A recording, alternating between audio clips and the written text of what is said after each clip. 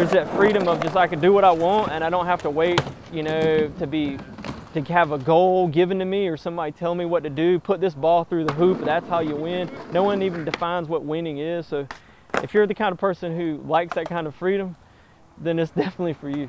You know what I mean?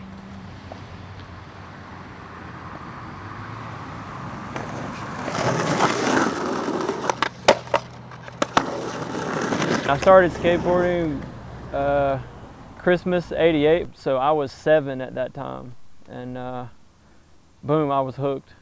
So that's how I got started skating.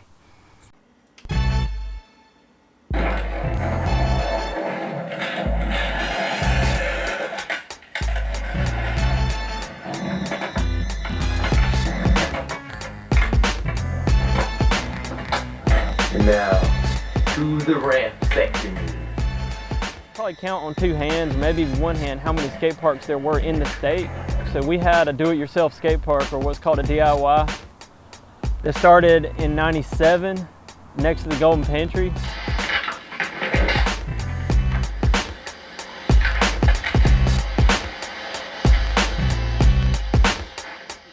And it was actually really big. And so Milledgeville was kind of like ahead of the curve in a lot of ways. And people used to come from other areas, come from Atlanta down here to skate. People came from Tampa, you know, and it just became like a staple, but it was illegal.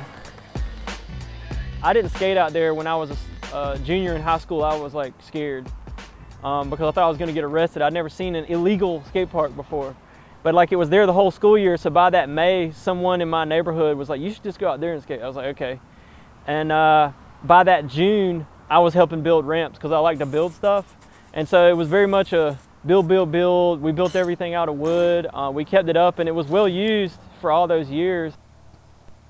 There's always been a scene here, but we've never had like an indoor skate park or a public skate park.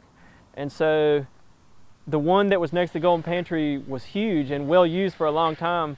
It was covered with graffiti and the ramps were all made out of wood and they kind of looked rickety from the road.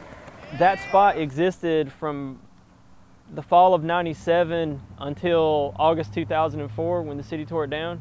And so it was real weird when it got torn down. Like we were like crying, we're like literally crying. I remember going by the other guy that helped build it with me. I go to the brick and he's sitting there with his girlfriend and they're literally crying.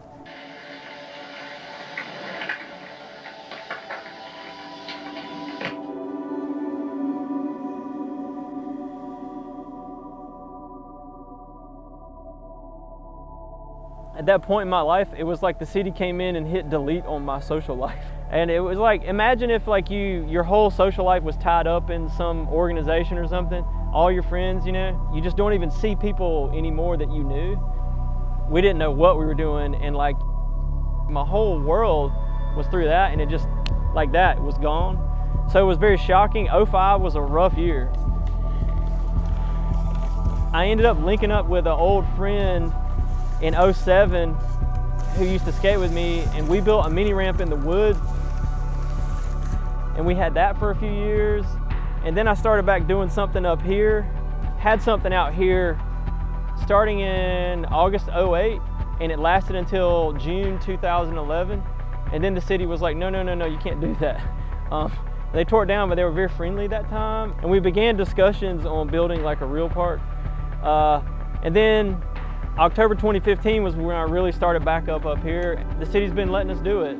It's an unused concrete slab that's really old, and it's in a city public park. And I actually build the ramps.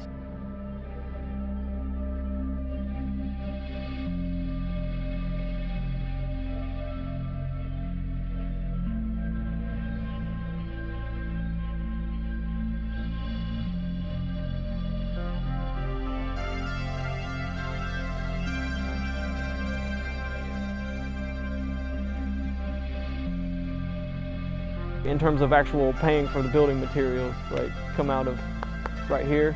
I haven't had a lot of donations since, you know, October 2015, so, which is really when the genesis of this spot really is. So like, yeah, I pay for the ramps and build them. So that's pretty much it.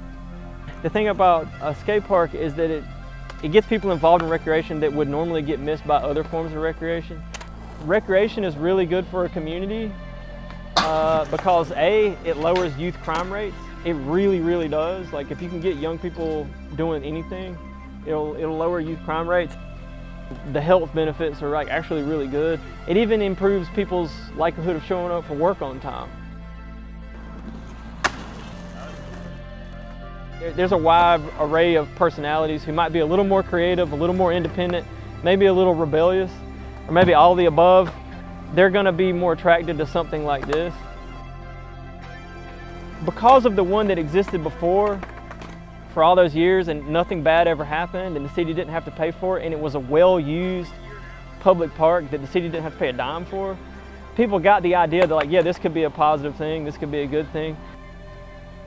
The city has big ambitious plans to redesign this entire park, but you know, things are taking longer than they intended, and because of COVID they even had to do layoffs because their budget was strict. And so where does that leave us? Well, if they do what they plan to do, great. What if that doesn't happen? Yeah, because it's been a minute. Well, I'm just going to keep adding stuff out here and we're just going to say Milledgeville has a skate park. If I build it out of concrete and I build it right, little by little, it is what it is, you know. And I just wish like everybody that wanted to skate knew it was here and that they knew it was, you didn't have to feel rejected. I've been up here so many times where people like felt like they weren't cool enough or something and like they'd leave. It's like, dude, like nobody cares. You know what I mean? Like everyone's welcome. We're gonna be building more stuff up here. Come skate, I guess. Like, I don't know. We're out here.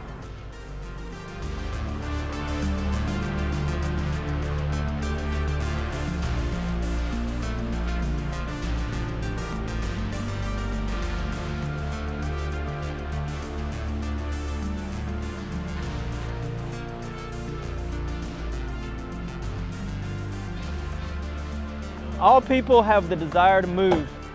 The human desire to move pervades all life. Movement. Okay.